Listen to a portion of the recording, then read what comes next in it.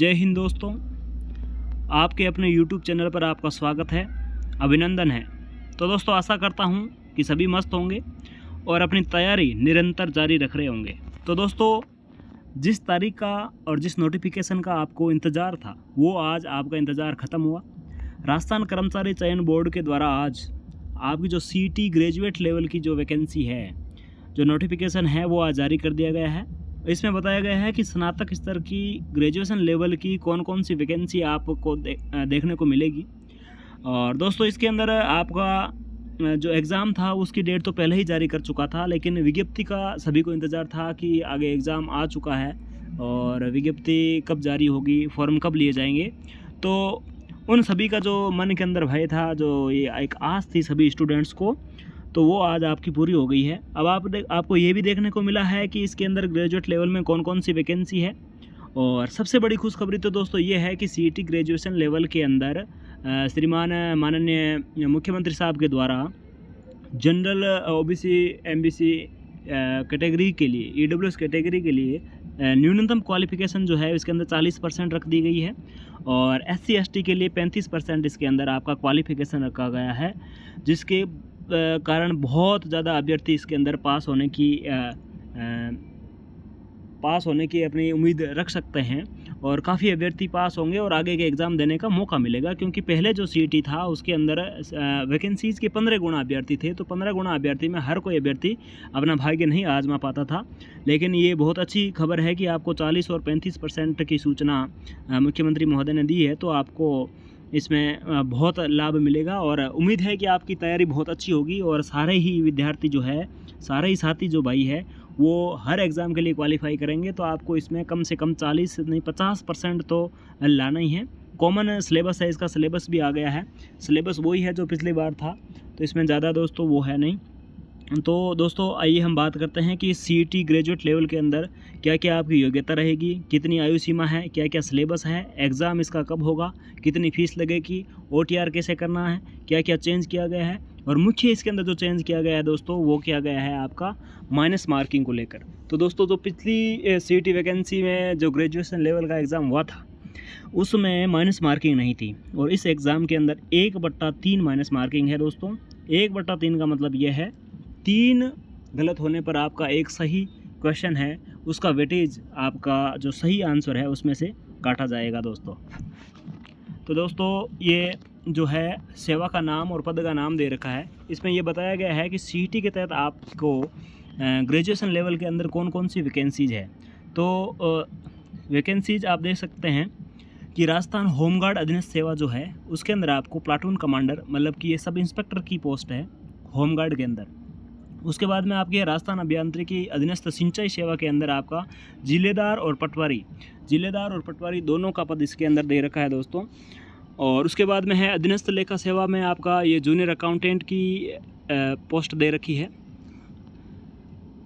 अधीनस्थ लेखा सेवा के अंदर आपका जूनियर अकाउंटेंट है।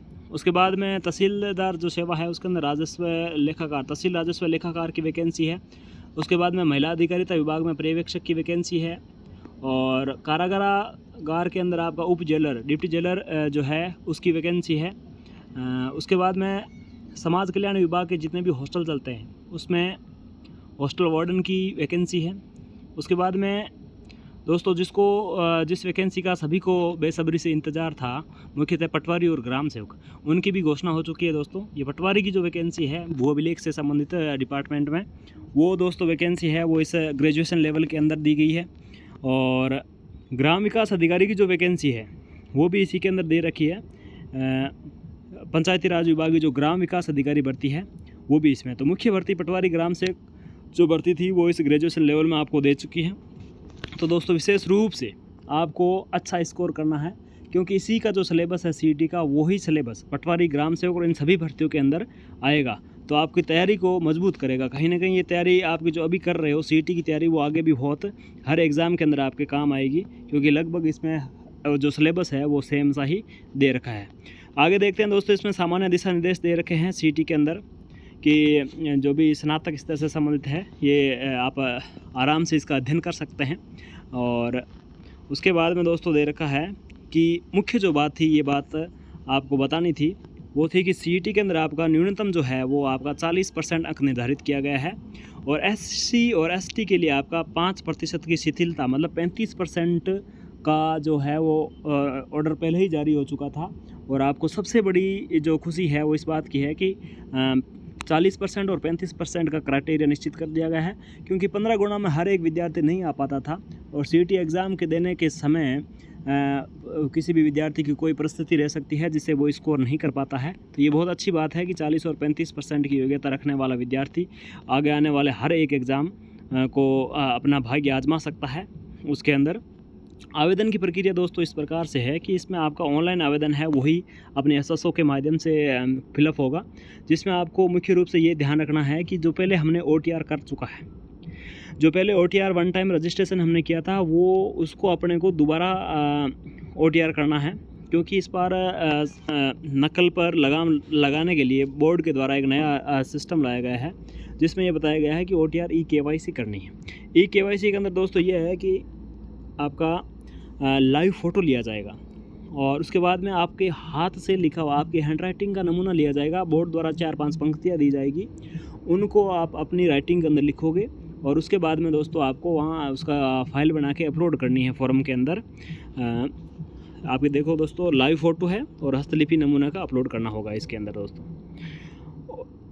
ये जो है वो अधीनस्थ बोर्ड द्वारा बहुत ही अच्छी शुरुआत की गई है, क्योंकि इसमें आपका लाइव फ़ोटो आ जाएगा और ये हस्तलिपि नमूना आ जाएगा। तो इसमें जो डमी अभ्यर्थी बैठते हैं उससे उसकी रोकथाम के लिए बहुत ही कारगर सिद्ध होगी ये योजना। और उसके बाद में आपकी वन टाइम रजिस्ट्रेशन के टाइम आपको दोबारा तो करना ही है ई-केवाईसी में आपकी मुख्य रूप से लाइव फ़ोटो होगी और हस्तलिपि नमूना आपको अपलोड करना होगा। और उसके बाद में दोस्तों ये है कि रजिस्ट्रेशन आपकी जो वन टाइम रजिस्ट्रेशन प्रक्रिया है उसको सावधानी से करना है, क्योंकि एक बार ही सबमिट होगी, उसके बाद नहीं होगी। और अभ्यर्थी की जो लाइव फ़ोटो है उसके खींचे जाने के कुछ निर्देश दिए गए हैं इसमें, कि स्वयं की हस्तलिपि का नमूना अपलोड करने का निर्णय किया है। इसमें यह बताया गया है कि आप जो ई-केवाईसी करोगे उसमें जो लाइव फ़ोटो है उसमें टेक फ़ोटो पर बटन का दबाओगे, फिर स्वयं का जो मोबाइल का कैमरा है या फिर आप ई मित्र के माध्यम से कर सकते हैं, उस कैमरे से लाइव फ़ोटो लेंगे और उस कैमरे के सामने इस तरह से बैठना है कि आपकी फ़ोटो में चेहरा अधिक से अधिक आए। आपकी पलक जैसे ही झपकाओगे तो आपका कंप्यूटर स्वतः फ़ोटो कैप्चर कर लेगा, और इसका जो बैकग्राउंड है फ़ोटो का वो सफ़ेद होना आवश्यक है, और फ़ोटो की गुणवत्ता बहुत ही अच्छी होनी चाहिए। लाइव फ़ोटो और हस्तलिपि नमूना है वो एक बार आप ई-केवाईसी के माध्यम से सबमिट करने के बाद में उसको बदल नहीं सकते हो। और इसे तो आपको वन टाइम रजिस्ट्रेशन जो है वो हैंड रिटन है, उसका सैंपल फाइल का लिंक मिलेगा, वहाँ पे जाके उस लिंक पर क्लिक करना है और अभ्यर्थियों को बोर्ड द्वारा निर्धारित हस्तलिपि नमूने का प्रारूप डाउनलोड करना होगा। ये जो अपने को हस्तलिखित मतलब कि अपने हैंड राइटिंग से जो लिखना है वो वन टाइम रजिस्ट्रेशन के अंदर हैंड रिटन ऑप्शन मिलेगा, वहाँ पर जाके क्लिक करके और ये नमूना डाउनलोड करना है कि भाई हमें लिखना क्या है। वो निर्देश अपने को अपनी राइटिंग के अंदर लिखने के बाद में ओटीआर में जाके हैंड रिटन सेक्शन के अंदर जाके हैंड रिटन सेक्शन के अंतर्गत चूज फाइल का बटन दबा के वहाँ पे अपनी इस फाइल को अपलोड करना है। और फ़ोटो में ये स्पष्ट बताया गया है कि कोई फ़ोटो धुंधली और अस्पष्ट नहीं होनी चाहिए, काट छांट नहीं होनी चाहिए, और फ़ोटो एकदम क्लियरिटी होनी चाहिए दोस्तों। ये आपके लिए और बोर्ड की जाँच के लिए बहुत ही महत्वपूर्ण है। और इस प्रकार ये आपका ओटीआर पूरा होने के बाद में नवीनता जो आप फॉर्म भरोगे, सबसे पहले आपका ओटीआर हो गया। ओटीआर में ये 2 बड़े बदलाव करने हैं, एक हस्तलिपि नमूना लिखना है और एक बड़ी आपकी सेल्फी डालनी है उसके अंदर। उसके बाद में आप जो फॉर्म भरोगे तो फॉर्म के अंदर आपका जो फ़ोटो लगाओगे वो 1 महीने से पुराना नहीं होना चाहिए, मतलब नवीनतम पासपोर्ट साइज़ फ़ोटो लगाना है इसके अंदर।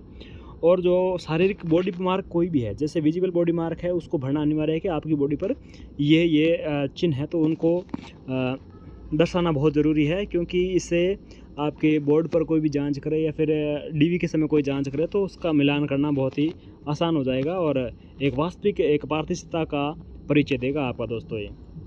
उसके बाद में ये ओटीआर से संबंधित कई जानकारी दे रखी है कि ओटीआर के अंदर आप मूल प्रमाण पत्र कहाँ से फेच करोगे। डिजी लॉकर के माध्यम से 10th की मार्कशीट आप उसमें जोड़ सकते हो, और समस्त प्रकार की जो भी आपको डिग्री डिप्लोमा जो जोड़ने हैं वो आप सीधे वहाँ से फेच कर सकते हो। और जो पहले हमने ओटीआर किया था वो सेम ही ओटीआर है। मुख्य रूप से 2 बड़े परिवर्तन थे जो मैंने आपको बता दिए। और इससे के बाद भी अगर आपको कोई भी समस्या है तो आप रिक्वायरमेंट पोर्टल पे जाके हेल्प डेस्क में जाके मेल से संपर्क कर सकते हैं, हेल्पलाइन नंबर से कर सकते हैं। फिर भी कोई समस्या का समाधान नहीं होता है तो दोस्तों अपने जो राजस्थान शिकायत पोर्टल है, संपर्क पोर्टल है, उस पर जाके 181 पर कॉल करके सूचना प्राप्त कर सकते हो दोस्तों।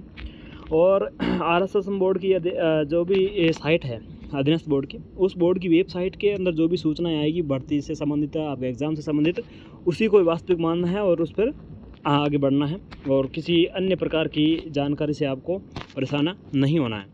उसके बाद दोस्तों हम बात करें निर्धारित शुल्क की बात करें तो शुल्क जो है वो आपको जो पहले शुल्क निर्धारित किया गया था वही शुल्क है इसके अंदर। जनरल के लिए, क्रिमिनल के लिए, क्रिमिनल जनरल जो है उनके लिए 600 रुपये निर्धारित किया गया है, और ओबीसी नॉन क्रिमिनल है या एमबीसी है उनके लिए 400 रुपये निर्धारित किया गया है, और समस्त दिव्यांगजन के लिए 400 रुपये निर्धारित किया गया है। तो दोस्तों सबसे बड़ी बात ये है कि दोस्तों के मन में यही क्वेश्चन है कि पिछली बार जो हमने OTR किया था उस टाइम एक बार फीस कट गई थी, और राजस्थान सरकार के द्वारा जो पंजीकरण फीस है वो माफ़ कर दी गई है। तो बिल्कुल दोस्तों इसमें भी ये बताया गया है कि आपकी जो पहले OTR हो गया था तो अब आपसे दोबारा फीस नहीं ली जाएगी। ये देखो इसमें दे रखा है कि एक बार पंजीकरण OTR जमा करा चुके अभ्यर्थियों का दोबारा शुल्क देय नहीं होगा। एक बार आपने OTR कर दिया है तो दोबारा नहीं देगा, आपको शुल्क नहीं देना है। आपको केवल इसमें आपको अपडेट करना है, eKYC करनी है। उसके बाद आपका अपने आप आपका ये ऑप्शन नहीं आएगा आपको दोबारा पे करने का, और आप अपना फॉर्म सबमिट कर सकते हैं। ये जो स्नातक स्तर की जो विभिन्न पदों का वर्गीकरण अपना हमने ऊपर जिक्र कर लिया था वही इसमें दे रखा है।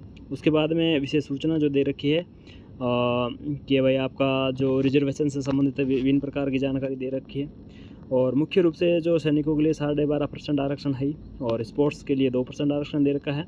उसके बाद में स्पोर्ट्स में कौन कौन से सर्टिफिकेट शामिल है वो स्पोर्ट्स कैटेगरी के अंदर आते हैं। दिव्यांगजन निःशक्त जनों के लिए आरक्षण दे रखा है, उसके अंदर भी ये कौन कौन सी क्राइटेरिया है वो आपको इसमें दे रखा है। पात्रता शैक्षणिक योग्यता यही है कि दोस्तों स्नातक ग्रेजुएट लेवल है, तो इसमें किसी भी स्ट्रीम से स्नातक स्तर का तो होना अति आवश्यक है, और सभी के पास ग्रेजुएट डिग्री होनी चाहिए, किसी भी स्ट्रीम में हो कोई फ़र्क नहीं पड़ता। और अनुसूचित क्षेत्र अभ्यर्थियों के लिए विशेष सूचना दे रखी है। उसके बाद में दोस्तों ये है आपकी आयु का निर्धारण। मुख्य रूप से आपका आयु पर काफ़ी साथियों क्वेश्चन से रहता है कि आयु दोस्तों इसकी कितनी है। तो 1 जनवरी 2025 को आधार मानते हुए 1 जनवरी 2025 को आधार मानते हुए दोस्तों इसकी आयु जो है वो है 18 वर्ष से लेकर 40 वर्ष तक। 18 से 40 वर्ष के बीच का कोई भी अभ्यर्थी इसका फॉर्म अप्लाई कर सकता है दोस्तों। 1 जनवरी 2025 को आधार मानकर आपकी आयु की गणना की जाएगी। उसके बाद भी दोस्तों इसमें छूट दे रखी है। छूट ये दे रखी है कि आपको जनरल की महिला है उसको 5 वर्ष की छूट दे रखी है। SC ST MBC OBC और EWS इनके पुरुष के अभ्यर्थी जो राजस्थान के निवासी है उनको भी 5 वर्ष की छूट दे रखी है, और SC ST के लिए 10 साल की छूट दे रखी है। और आर्थिक रूप से कमज़ोर वर्ग की महिला EWS की जो महिला है उनको भी 10 वर्ष की छूट दे रखी है। तो ये अलग अलग छूट दे रखी है दोस्तों। आयु तो बहुत दे रखी है कि भाई वैसे भी आपको 18 से 40 वर्ष की आयु दे रखी है, तो आयु कोई कम नहीं है, बहुत है। ये कैदियों के लिए अलग अलग मापदंड दे रखे हैं। पंजीकरण शुल्क जमा कराने ऑनलाइन आवेदन पत्र भरने की अवधि, ये बहुत इंपॉर्टेंट न्यूज़ है दोस्तों कि आपका जो फॉर्म है कब से कब तक भरेगा। तो दोस्तों फॉर्म है वो आपका वन टाइम रजिस्ट्रेशन आप कभी कर सकते हो। शुल्क जमा नहीं किया गया है तो पंजीकरण शुल्क आप ई-मित्र के माध्यम से या फिर नेट बैंकिंग या ATM या अपने मोबाइल या क्रेडिट कार्ड किसी के माध्यम से आप शुल्क जमा करा सकते हैं। तो इसके जो दिनांक है फॉर्म भरने की वो है दोस्तों 9 अगस्त 2024 से लेकर के 7 सितंबर 2024 रात 12 बजे तक। तो दोस्तों आपका अंतिम दिनांक का आपको इंतज़ार नहीं करना है, आपको समय से अपना फॉर्म फिलअप कर देना है। OTR में जो है भी है आपका संशोधन है वो संशोधन करके फॉर्म भर देना है, और इसका जो है वो आपका एप्लीकेशन नंबर है वो आपको जनरेट हो जाएगा, वो एप्लीकेशन नंबर रखना है, और फॉर्म की प्रतिलिपि जो है वो आपको अपने पास रखनी है। उसके बाद में परीक्षा का आयोजन है वो दोस्तों मुख्य रूप से परीक्षा की डेट भी जारी कर दी गई है। ये तो पहले ही कर दी गई थी कि 25 सितंबर से लेकर के 28 सितंबर तक, 25 से 28 सितंबर तक परीक्षा केंद्रों पर जो आवंटित किए जाएंगे वहीं आपकी परीक्षा आयोजित की जाएगी। मुख्य रूप से इसमें बात में यही ध्यान रखना है दोस्तों, 25 से लेकर के 28 के बीच आपका एग्ज़ाम होगा। तो दोस्तों टाइम से फॉर्म भरना है, तैयारी में लगातार जुटे रहना है, अच्छा स्कोर करना है। इसके अंदर 40% क्राइटेरिया रखा है, तो इसका मतलब ये नहीं कि आपको 40 ही लाना है, अच्छी तैयारी करके अच्छा स्कोर करना है। उसके बाद में ये बताया गया है दोस्तों कि अगर एक से अधिक चरणों में आयोजित होगी तो नॉर्मलाइजेशन की कार्यवाही इसके अंदर आपकी की जाएगी। नॉर्मलाइजेशन की प्रक्रिया को भी अपनाएंगे ये। उसके बाद में इन्होंने बता रखा है कि आपका प्रवेश पत्र है वो SSO के माध्यम से या फिर आपकी ईमेल ID से या व्हाट्सएप मोबाइल नंबर भेज दिया जाएगा। नियुक्ति की कुछ अयोग्यताएँ दे रखी है। ऑनलाइन आवेदन करते समय विशेष दिशा निर्देश दिए गए हैं कि भाई आपकी फ़ोटो किस साइज़ की होगी, आपका सिग्नेचर किस साइज़ का होगा, और किसकी कौन भी विद्यार्थी डिबार किए गए हैं उनकी विशेष सूचना दे रखी है। और फोटोग्राफ है आपका हस्ताक्षर स्कैन है वो अपलोड करने के दिशा निर्देश है कि भाई उसका साइज़ क्या होना चाहिए, बैकग्राउंड कैसा होना चाहिए। इनका विशेष रूप से ध्यान करके अच्छे से फॉर्म भरना है आपको, और अपनी तैयारी को लगातार जारी रखना है। उसके बाद में दोस्तों संशोधन की प्रक्रिया है वो आपकी फॉर्म भरने की अंतिम दिनांक से 7 दिवस के भीतर आपको निर्धारित शुल्क 300 रुपये जमा करवा के आप इसमें संशोधन कर सकते हो। संशोधन के अंदर अभ्यर्थी की जो फ़ोटो है वो हस्ताक्षर है, इन फोटो और हस्ताक्षर में कोई परिवर्तन नहीं होगा। आप शैक्षणिक योग्यता के अंदर अंतिम तिथि से 7 दिन बाद तक संशोधन कर सकते हो 300 रुपये शुल्क देकर दोस्तों। तो आपको शुल्क देने की नौबत नहीं आनी चाहिए दोस्तों, पहले से ही अपना सतर्कता से सावधानी से पूरा फॉर्म भरना है दोस्तों। और उसके बाद में ये दे रखा है नकल के रोकथाम से संबंधित कोई भी जो आपकी है अनुचित साधनों की रोकथाम से संबंधित कोई प्रावधान नया कानून बना था उसके तहत जुर्माना वगैरह दे रखा है। उसके बाद में दोस्तों ये दे रखा है परीक्षा की स्कीम का यह है कि आपका ग्रेजुएट लेवल में परीक्षा का जो पाठ्यक्रम सिलेबस क्या है, सिलेबस का विशेष तौर से ध्यान रखना दोस्तों। और उसके बाद में दोस्तों आपका जो है क्वेश्चन जो है आपके 150 क्वेश्चन दोस्तों आपके आएंगे। उसके बाद में 150 प्रत्येक क्वेश्चन 2 अंक का होगा, तो टोटल 300 अंक का एग्ज़ाम होगा और 3 घंटे आपको समय दिया जाएगा दोस्तों। कितना? 3 घंटे आपको समय दिया जाएगा। और इस बार सबसे बड़ी दोस्तों बात यह है वो ये है कि पिछली सीईटी के अंदर कोई भी नकारात्मक अंकन नहीं किया गया था, लेकिन इस सीईटी के अंदर आपको पूर्णांक में 1/3 अंक का नकारात्मक अंकन किया गया है। ये मुख्य रूप से बात इसमें अलग से ऐड की गई है। तो दोस्तों सबसे महत्वपूर्ण यह बात, क्योंकि नेगेटिव मार्किंग एक बहुत बड़ा फैसला कर देती है बिना नेगेटिव मार्किंग और नेगेटिव मार्किंग वाले एग्ज़ाम के अंदर कि कितने अभ्यर्थी आएंगे। तो इस बात का विशेष तौर से ध्यान रखना है कि 1/3 नेगेटिव मार्किंग है, तो इसका विशेष रूप से ध्यान रखना है। ये आपका सिलेबस दे रखा है, राजस्थान और भारत का इतिहास दे रखा है, राजस्थान की इतिहास कला संस्कृति साहित्य परंपरा दे रखी है, भारत का भूगोल दे रखा है दोस्तों, राजस्थान का भूगोल दे रखा है, और राजस्थान की राजनीतिक व्यवस्था दे रखी है, भारत की अर्थव्यवस्था दे रखी है, राजस्थान की भी अर्थव्यवस्था दे रखी है, साइंस एंड टेक्नोलॉजी दे रखी है, और रीजनिंग और आपकी मैथमेटिक्स भी इसके अंदर आपकी दे रखी है।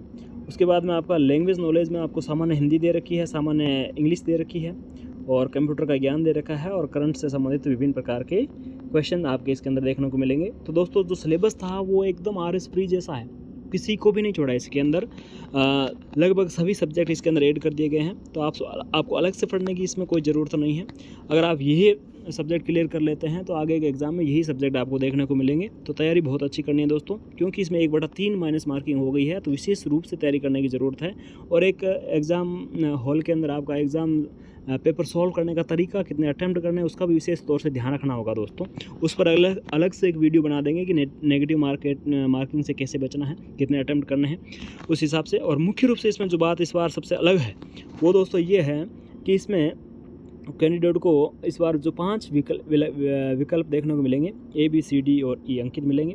नीले बॉल पेन से आपको इसको फॉर्म ये भरने हैं।